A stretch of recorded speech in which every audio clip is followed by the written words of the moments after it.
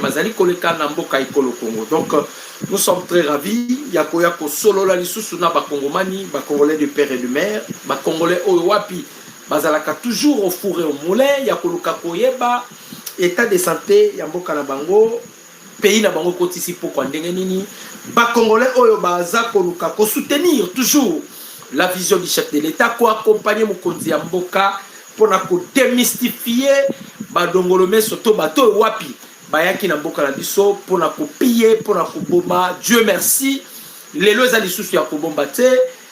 Makamunyo se banaye ko sala manang ku ekomi kobima na poissa. Donc nous sommes très heureux koya ko partager ensemble na bino ba Congolais le numéro ya actualité oyo ou le numéro de décryptage que nous allons décrypter ensemble na bino ba Congomani, ba Congolais de père et de mère partout oyo bo zwami. Bandeko ba Congolais, Donald Trump vient de signer. A signé nini? Tokoyeba yango na émission ya lelo. Corneille Nanga Aleli alobi ba mindel les Américains bazui biso. Aleli pona nini? Bokoyeba yango na émission na biso oyo. Bandeko sommet ya Kampala.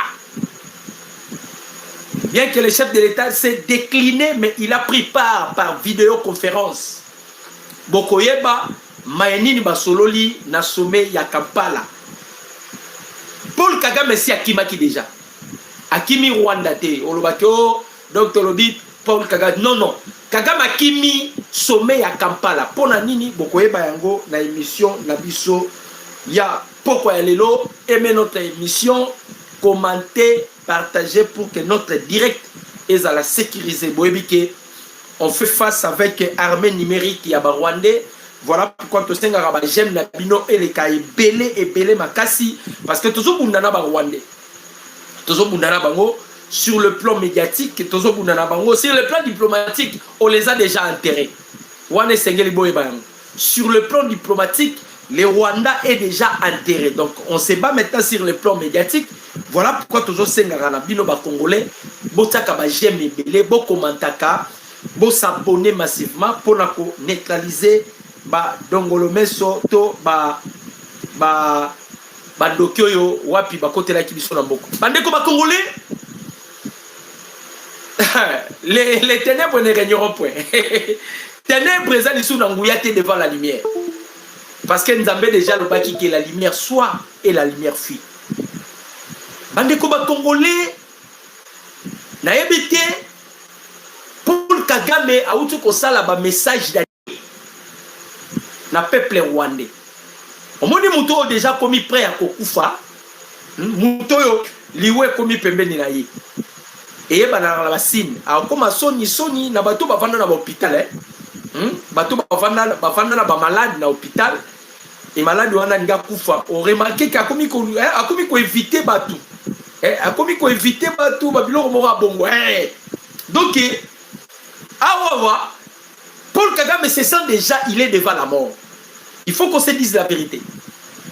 Dans le but, Donald Trump a signé. Qu'est-ce que Trump a signé? Pourquoi Kagame se sent déjà, il est devant la mort. Abandé si qu'on a déjà exhorté peuple rwandais. Que Batubaye, Babundi Sabiso, Batuba Saliba effacer histoire la biso, boye. À la fin des comptes, vous avez senti déjà que Moutakomi déjà qu'il ne vers sa mort. Yemoko amilukeli makambo. Toebisa ki Paul Kagame eloko elekitika ezate Kagame azalaki teti. Kagame tika alingi koyokate. Kagame tika alingi koyokate. Maintenant, yemoko devant partisan na ye. Il y a FPR, ma partisane. Abandi qu'on relate bango histoire, c'est-à-dire c'est quelqu'un qui est déjà na soins intensif. A komi ko luka déjà abongisaka peut-être nzamba ko sungaye ake de lola. Ok, yene ngazawana a na place à kokendete même en enfer Paul Kagame a na place cité. Pour ma beo Kagame sali na mokili na satana. Ao mitu na ngana sala mabembe modèle ya Kagame eleki. A komi soko ko exhorter ko exhorter déjà batunaye parce que sous que ça boyo kana no aventure ya Kampala boyo ka aventure ya Kampala sommet salami lelo na Kampala bande ko ba congolais sommet o e salami lelo c'est pour les Africains. Museveni alobaki yango alobi ke non to traité ba makambo na biso biso moko. Museveni alobaki yango donc to traité makambo na biso biso moko ba africain donc to kotisa lisusu mindelete, ça dit les occidentaux. Mais à notre grande surprise il sommet salami lelo botu nanga ba tomoni ba présence ya banani. Botu nanga ta na ba commentaire présence ya banani na sommet. Sommet salami lelo na Kampala. Museveni alobi na sommet wana ba mindele bazalate. Comment sommet ya ba africain? On a vu l'apparition ya ba chinois. Sommet na biso ba africain, mais il y a eu l'apparition ya ba chinois. To comment place à ba chinois. Que font les chinois na sommet ya ba africain? J'ai quand même les images ici, pas les images, il y a une différence entre image et photo. Oh, image, photo. Je devais parler des photos et pas les images.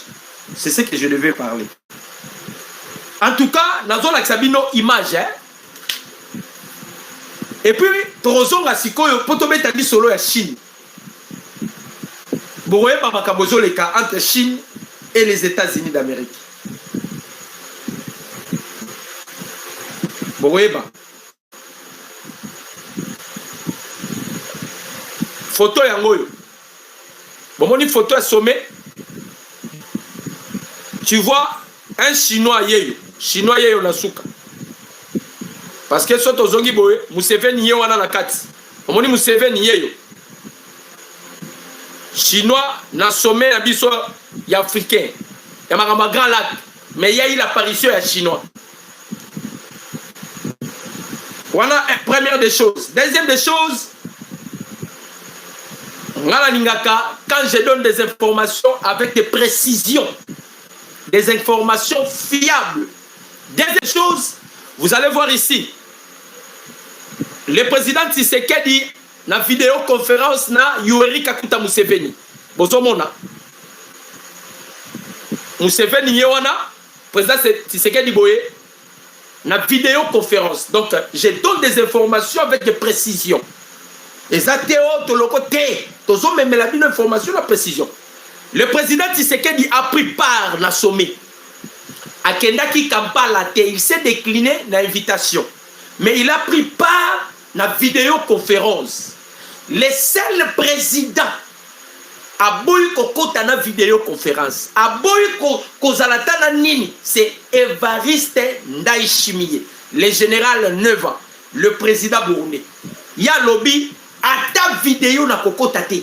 Ata nini na kokota, c'est-à-dire pour Ndayishimiye, Museveni, William Ruto, Paul Kagame, ce sont ses ennemis.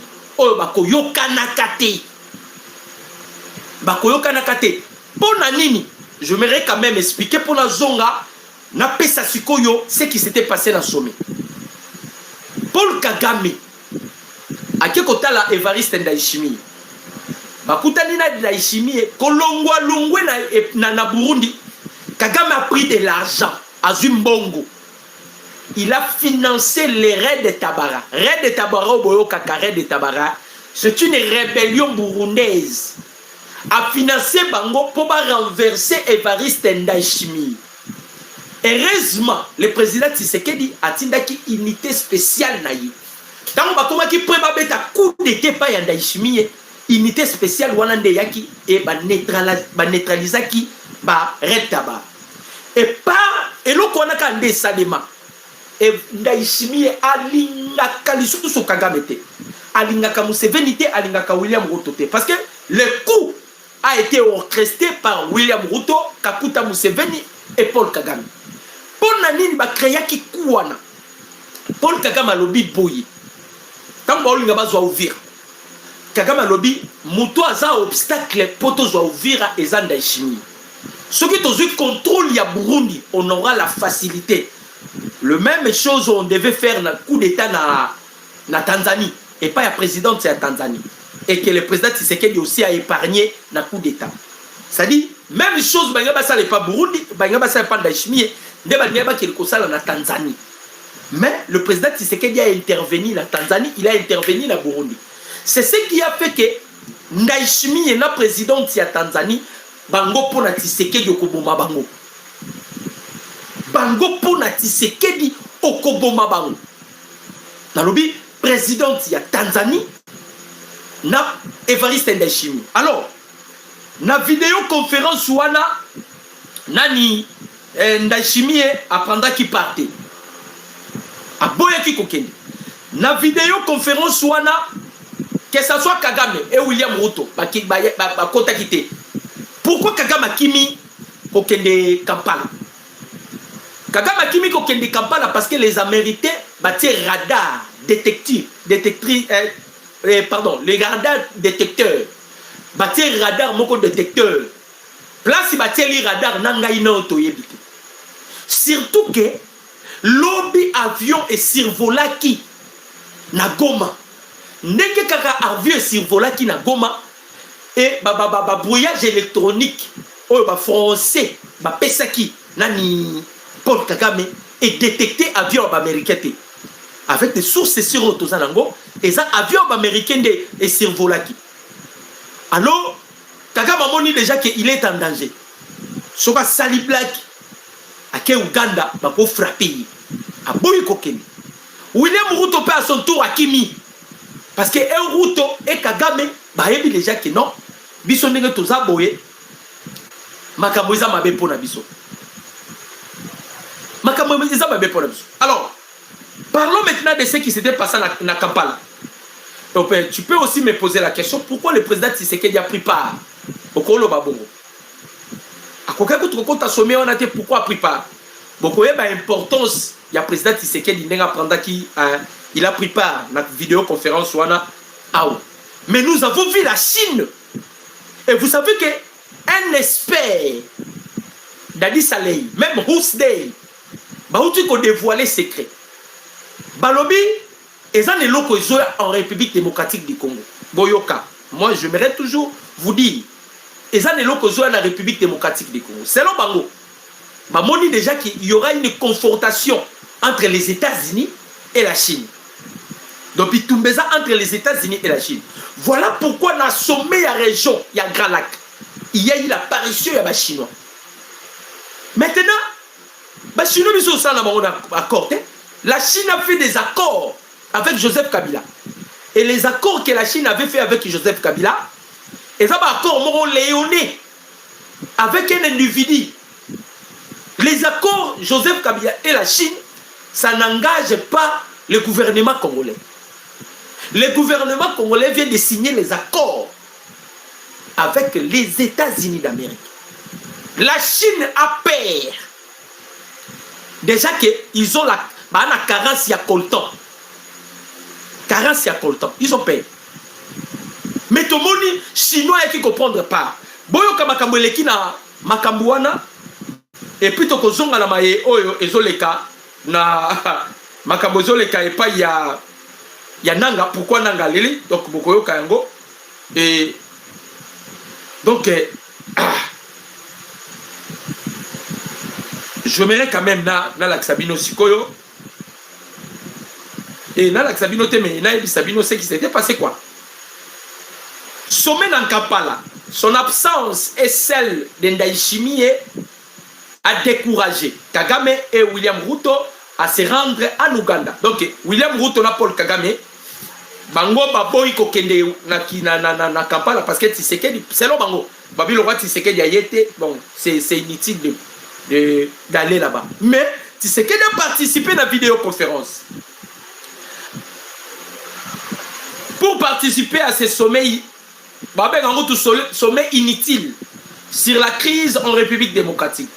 C'est de là espérer obtenir la signature de Tshisekedi, c'est dimanche, pour commencer à parler d'un nouveau processus de Kampala. Au moins objectif. Parce que Kagame a dit déjà que c'est fini. Narobete la bino li sur la trône. Ayebi déjà que c'est fini avec les Américains. Maintenant, ba oluke loko moko. Ba kotata en coulisses. Ba lukata processus. Ah ouais, ba zoluka ba obtenir processus ya Kampala. Oh William Ruto, yemo kwa milobike. Moi je suis un médiateur. Moi je me suis posé la question. William Ruto n'a pas si qui médiation. Non, ne lobby nous à la médiateur. Yemo kwa milobika, moi je suis un médiateur. Vous voyez comment le président Tshisekedi a démystifié Paul Kagame. Bandeko, quand le président Tshisekedi disait au peuple congolais, je vais déboulonner le système Kabila. Les Congolais n'ont pas tenu compte. Même Kabila lui-même a tenu compte que ces choses, les choses passeront dans les Kabonaminitos. Il n'a pas seulement déboulonné le système Kabila. Le président Tshisekedi a déboulonné même le système de la néocolonialisme. Le système il y a néocolonialisme est daté de 1884 et de 1885. Donc il y a 137 ans d'années. Au Tshisekedi a déboulonné le système il y a néocolonialisme. Awasikoyo Museveni bloqué. Museveni a peur, Kagame tombe, Museveni tombe. Kagame a peur, Museveni tombe, lui aussi tombe. De la même manière avec William Ruto. Oh, les Américains vont changer page. Les Américains vont changer page. Vont changer déjà page. Alors, Bango Bayaki da boule va bénéficier de la signature. Il y a Tshisekedi pour les Américains que non, au moni biso africain, toyokani na biso, yango boyo kaka bandeko ba congolais. Bato ba malais. Paul Kagame vanda jour so lobika ko non. Il faut tout ça la paix monnaie na biso moko. Tolia ngoka biso na biso africain. Kagame. Yo na pays Afrique ko yamba yo. Bo ça soit pesa bango mabele. Oui, magama komela sasu. Ça soit pesa bango mabele. Pour ma bima na mabela sasu et comment qui problème? Ba Rwandais. Baza mal vie. C'est que Kagame c'est que Kagame a fait. Donc les Rwandais sont mal vus partout. Barozalisu bato bakoiko yambate. Alors, makamuni neleki na somewana. Je me dis quand même na beta solo. Makamboyo, le président Tshisekedi a lobby na somewana. C'est dimanche 21 décembre 2025. Le président de la République, Félix Antoine Tshisekedi Tshilombo, a participé par visioconférence au sommet ad hoc des chefs d'État du mécanisme régional et de suivi de l'accord cadre de la Chérégène, centré sur la situation sécuritaire dans l'Est de la République démocratique du Congo. Boyoka Sikoyo Makambo Mukonza Mboka a lobby na vidéoconférence. Parce qu'il y a eu des Chinois. Donc on peut aller sur le pays chinois. Il y a eu des Chinois à l'intérieur. Le chef de l'État, dans son intervention ferme et claire, le président Tshisekedi a dénoncé l'illusion des retraits des rebelles AFC Bar M23 à Uvira, affirmant que les forces ennemies occupent encore des positions stratégiques, exposant ainsi la population à des graves exactions. Il a exigé un retrait total, effectif et véritable de toutes les troupes rwandaises du sol congolais, appelant à une paix fondée sur des actes concrets et non des annonces sans fondement. Ce sommet a connu la participation des États membres de ces régions de l'Union africaine, de l'Union européenne, des États-Unis, des Nations unies et d'autres partenaires, témoignant d'un soutien international croissant à la souveraineté de la République démocratique du Congo, à sa quête d'une paix durable dans les régions de Kalab. Mukonzambo Kayebisi Museveni. Museveni. Makamundegolo Kabila Nani. Kakamazo Sala, moi je connais tout ça. Au retrait, Abi retrait Neza, ce sont des illusions. Oui, pourquoi l'obi illusion? L'obi Tokangi plus de 200 et quelques M23. 200 combien wana? Les chiffres m'échappent encore. Tokangi bango. On m'a dit que M23 nyoso balongola ki bilamba ou bakoma ba civil. Hey, ndekonanga. On m'a dit Congolais. Congolais tant conscience saison à kasala ka sous GT. Kaka banoyo ya Uvira ba pesa ki ba $500. Bana ana Uvira siko ba komi ko lakisa bandako yo ba yeme 23 ba kotaki. Awa azao ba kote. Eh yeyo quoi bazuye. Awa na hebisa ki bino déjà. Que ça soit ceux qui sont na Kolwezi. Ba o bazana na Kolwezi, ba bazana ba Tanganyika ba. D'ailleurs Tanganyika ils ont impossible parce que il y a eu des drones là.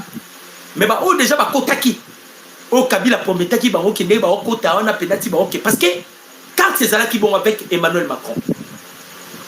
Quand tu prenez là qui vous pénétrez maintenant Katanga. C'est Emmanuel Macron. C'est la France. Au moins il y a un bêtis. Vous voyez ma besoin les canons na France. Ma dit va suspendre ceux qui va bloquer ceux qui va retraiter ou en tout consort parce que il y a crise maintenant en France. La France. Il y a crise à un niveau où vous ne pouvez pas imaginer. Ce n'est que le début. La France deviendra un pays le plus pauvre du monde. Parce que les Français vont contribuer à ma paix et belé. Les Congolais vont koufa. Les Français na bango intérêt na bango kaka. Awa, ce n'est pas les États-Unis. Ce n'est pas oh nignoni. Ça c'est la vengeance de Dieu. Bandeko ono yebisabino, je pèse bien mes mots. C'est la vengeance de Dieu. Nzambe skoyo ya ba Congolais à Télémi. Mouto nyoso salaki Congolais mabe, il va payer cash. Bateau basalaki RDC mabe, ils vont payer cash. Mukonza Mboka ebisi Museveni, bozo sala ba blague. Bobima na sol Congolais. Yebisa Kagame abima. Si vous voulez qu'on parle de la paix, la première des choses, il faut Goma, Bukavu, toutes les entités, Bawalikali, Nabunagana. Tellement Museveni. Museveni a un cas à la médiateur, il y a sommet. Mais cependant, c'est lui qui dit que Ituri est à Bango. Mais ils veulent être médiateurs. Mais médiateurs, ils ont être. Président Tshisekedi alobi botika baventure bozo sala. Nyoso bozo sala, je suis au courant. Bimisa batunayo avant que le pire arrive. Bimisa bango avant ma békota bimisa bango. Parce que ils pensaient que va créer l'okoana. Ba kozwa gain des causes parce que eloko zo bangisa bango zani. La décision que les États-Unis ont prise que Donald Trump a signé. Et puis à ceux qui ont été, n'a toujours qu'on balancer Pino en avance. Na janvier 2026 na janvier, peut-être que aussi la té. Donald Trump a dit qu'on a besoin président Tshisekedi qui est aux États-Unis. Donc le chef de l'État va se rendre encore aux États-Unis par l'invitation. Il y a Donald Trump Yemboko. Donald Trump l'a bénéficié en janvier. Donald Trump l'a bénéficié. Alors, Kagame va créer trouble. Doha déjà, histoire pour les alliés sociétés. Est-ce que vous avez un Doha? Vous avez un M23, histoire exacte. Les Américains observaient de loin.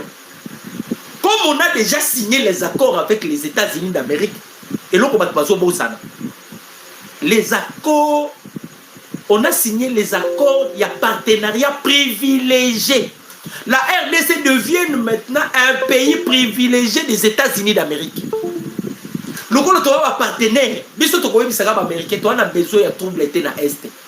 Tout ça même nos partenariats pas matin. Vous voyez bien, ne makamozo kene. Yango bomona ka ba Kabila na basango ambongo batambola ka bakotaka partout pour na ko bloquer accord ezala signé. Batambola ka partout, mais ils oublient que eloko ya Nzambe ba blokaka yango te. J'aimerais vous dire une chose, et un biloko misatu qu'on ne peut jamais arrêter. La première des choses, c'est le temps de Dieu. Lorsque le temps de Dieu est petit, Deuxième des choses, les aramou pépé, qui peut arrêter les vents? Troisième des choses, maï, bakangara maï, bakanalizarango. Ça, c'est l'état du peuple congolais. Batambolaki, ça n'a pas marché. À la fin des comptes, déjà en retard. Au lieu de signer ma partenariat avec les Congolais, toqué qu'on signe les sous à ce qui concerne la sécurité et la défense. Et le côté des sous panique na Kigali, troublé. Boyo kamakamu nanga skwa lobi. Nanga lobi nini. Nanga lobi boye. Alobi États-Unis batie technologie les plus élevées na SDR République démocratique du Congo. Batie ba satellite de surveillance à CEA. Marque satellite ACA. Alobi cette technologie a pour rôle de surveiller le déplacement du M23, la communication, les types d'armes utilisées. Tous les responsables de ces mouvements seront surveillés 24 heures sur 24. Des drones et autres matériels militaires seront déployés en vue de savoir qui fait quoi et qui fait qui. Voyons un peu, nous allons en finir. C'est fini. C'est fini. Nangazolo ba esili. Alobi américain batté satellite. Ah, na tangela bino de personnes, non? Moi, je vous ai dit des personnes. Alors, na bino, Kagame et Joseph Kabila, ce sont des gens qu'on doit abattre. Mutuba kokanga viva na nyoyo. Moïse Katumbi. Mais awa nangazolo là déjà. Pendant que Kabila outi ko sala, basali changement, non? C'est lui qui prend maintenant les devants. Les devants, on a parce que Nangazo confirmé awa. Alobi va implanter haute technologie. Technologie au bâti, mouvement na biso ba IM23. 24 heures sur 24. Les appels téléphoniques. Vous voyez maintenant l'importance des États-Unis d'Amérique.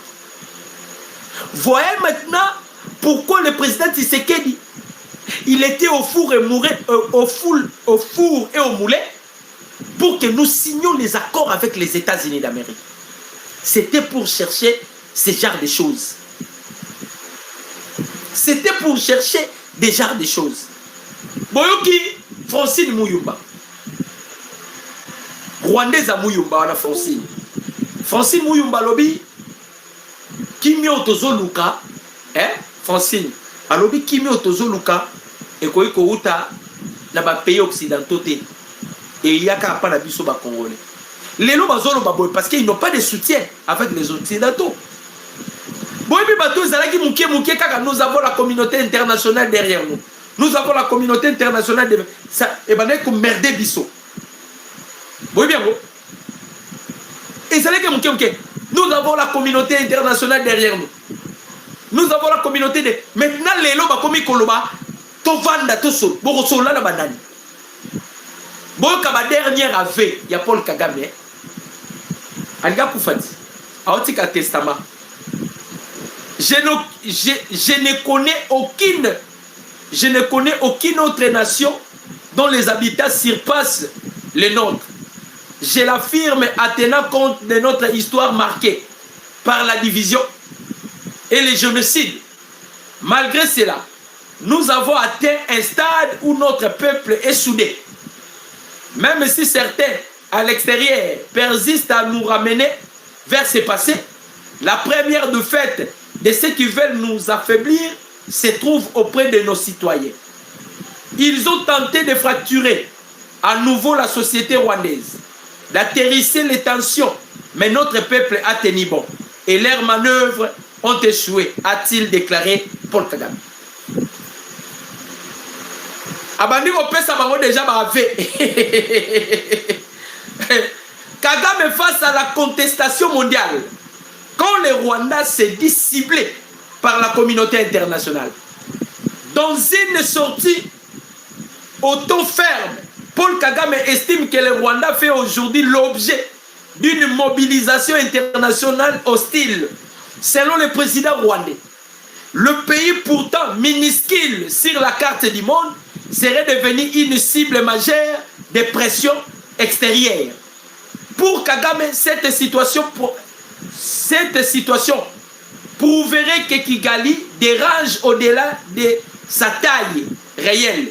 Il affirme cependant que le Rwanda continue d'avancer malgré les critiques et les accusations venues de l'extérieur, face à ce qu'il qualifie de défis externes ou internes.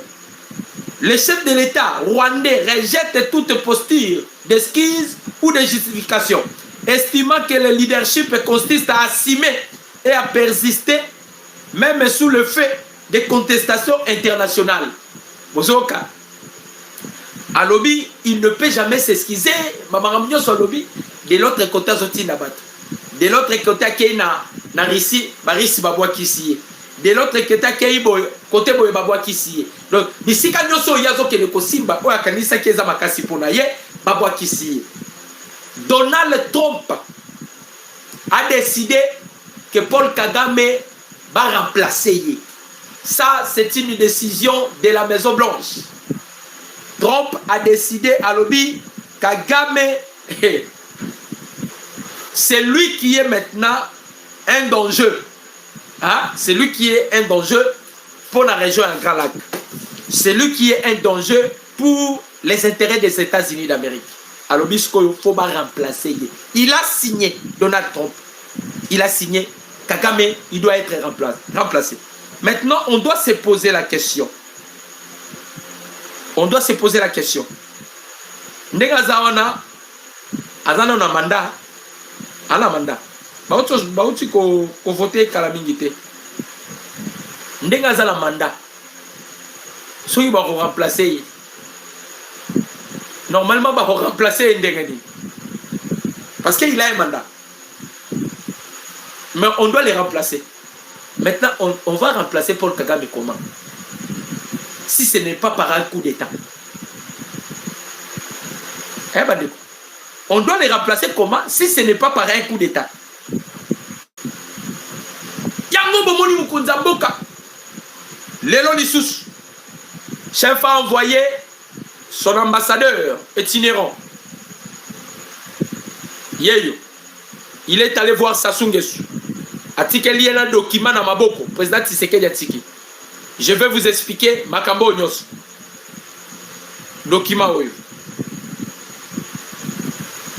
Qu'est-ce qu'on dit ici? Le président Félix Antoine Tshisekedi Tshilombo a dépêché un émissaire auprès du président Denis Sassou Nguesso pour lui exprimer son indignation après la violation de l'accord de Washington par le Rwanda.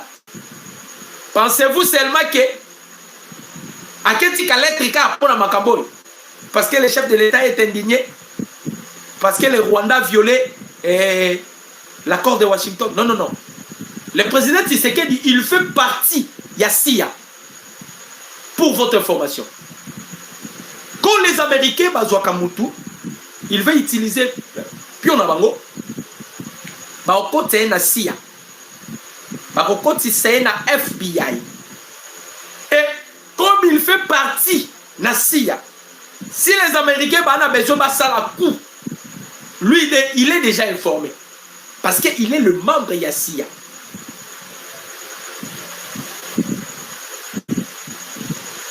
Ndekomora Komelinga parle-nous un peu de la rencontre du président Tshisekedi avec les commandos américains.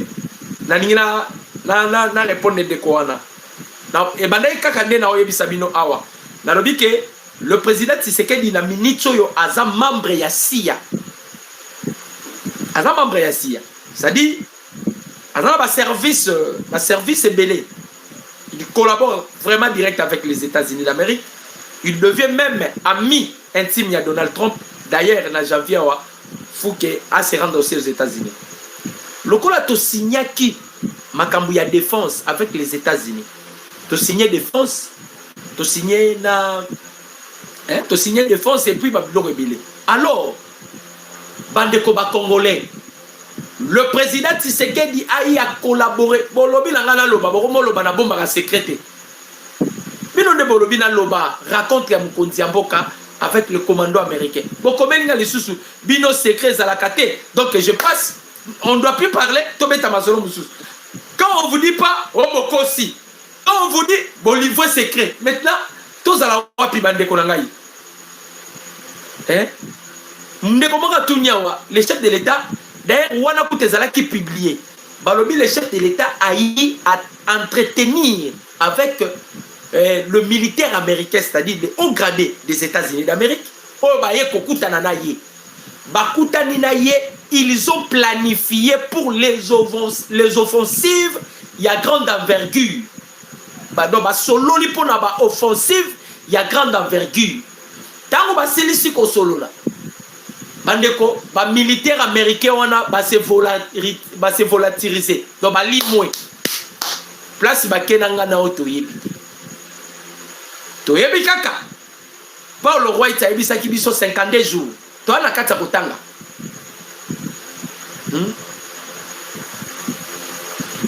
To na kata kotanga. Ndeko mo kuta lobi na ngai ba la on a télévision. C'est-à-dire que le chef de l'État aille entretenir avec le commando américain. Bobo Sanate, Lissi Tamli, président Tshisekedi. Lissi Tamli, c'est elle l'ambassadrice américaine. Akoutanangina président Tshisekedi. Tango si Lissi a bimia sali point de presse à lobby, cette fois-ci, la RDC a le droit de se défendre. A combien de temps clair? Comme Lissi Tamli, ambassadrice américaine, c'est elle qui représente les États-Unis d'Amérique en Afrique, et pardon, au Congo. Alors, il est temps maintenant que la RDC, la RDC doit maintenant se défendre. Le Cola Tozan a partenariat avec les États-Unis d'Amérique. Le Cola Tozan a un partenariat avec les États-Unis d'Amérique. Nous avons droit de se défendre, de défendre de mon côté. Les Américains vont nous accompagner. C'est ça le langage. Et ça, il y a et ça, il y a Yango Bomoni Kagame. Balobi a commis Kima. Un moko sora. Mwenda Zalaki a solo langina batut. A o solo la zota la sima. A solo la zota la zobanga. Soka sili a ovanda lisu nanda kuna yete. A commis kovanda na ba zone souterraine na ye. O abeta kitolo alobi sora koti kuna mutamona kaete. Mais le moment est prépuce, le moment est crucial que Paul Kagame cause un peu maladie. Hein? Cause notre maladie. Paul Kagame, cause la maladie, il est revenu au type au conseil de nos maladies, au conseil de notre koufa. Dans vos kabananga baole là-bas, vous blaguez avec les d'Amérique. Bazoko est informé déjà Basassou. Lorenzo, il a été déjà informé. Ndaishimi a été carte. Sassou va informé par un document que le chef de l'État lui a envoyé. Ça, on a déjà ébiqué. Kagame va au sortir. Et ça, on va Kagame lui-même le sent. Donc, si Museveni a créé un sommet au Polani. Hein? Museveni a créé ce sommet pourquoi? Lui, il pense qu'il va épargner Paul Kagame. Na babavi, na ebisaki bino. Tant que Kagame a sengi esquisse. Quel était le langage américain? L'américain m'a dit Kagame, c'est trop tard. Et donc, m'a dit Kagame. Malgré vous avez demandé des esquisses, mais c'est déjà trop tard. Alléluia. Alléluia à Kolila. Même si c'est déjà trop tard. Ce que Batoune Onyo soit Kotisaki. Bandeko. Baokangi Bango Awa. Na niveau vous ne pouvez pas imaginer. Communiquant, il y a Alliance Fleuve Congo au Tukokoma. Vraiment, les amis qui est trop. J'aurai la difficulté, il y a Kotangango. Mais les Wazalendo, appuyés par les FARDC, viennent de conquérir les localités de Makobola, Ngalula et Kasengezi, c'est l'image ici. Selon plusieurs sources au sein de la coalition, M23, RDF, AFC, plusieurs militaires ougandais sont en train de combattre du côté de l'armée rwandaise dans les territoires de Louvira, Fizi. Museveni ozosenga biso dialogue, tu vois? Mais basoda na ye, il y a RDF, basoda na ye, il y a basoda na ye, ba obunde kota ba M23. Basoda na ba obunde. Mais ala muto ozosenga biso dialogue. Ala muto ozosenga zolela pour Museveni Paul Kagame. Kolela ne avec Paul Kagame, ils savent bien, bande ba congolais. Ils le savent bien. Que makambo komi mabe. Makambo komi mabe. Sora Zalaki ata Azalaki ata la force. Lui-même aussi étant faible. Hein? Boyoka. Aujourd'hui, ils appellent la population de la ville de Goma de se rendre à leur meeting qui sera organisé demain lundi 22 décembre 2025. Lobby, meeting Eko Salama na Goma. Meeting Wana Eko Salama suivi d'une marche qui sont organisées. Babeza obligatoire, marche Wana. Mais demain, leurs médias vont manipuler l'opinion nationale et internationale que la population de Goma ne veulent pas l'air de part. Donc le M23 va s'annoncer déjà par le lobby va faire la meeting. Mais meeting wana est obligatoire. La meeting na bango. Est obligatoire. Oh ba sengi wana meeting na bango est obligatoire. Ba on sala ngolo. Nini ba ko ba na meeting wana tokoyoka ngolo. Tokoyoka ngolo. Bon, ça, un meeting dans Bangolo. Ah, après de l'autre côté, on continue les séries des arrestations. Et puis, si binot, to kangi bango, parce qu'il y avait un moment,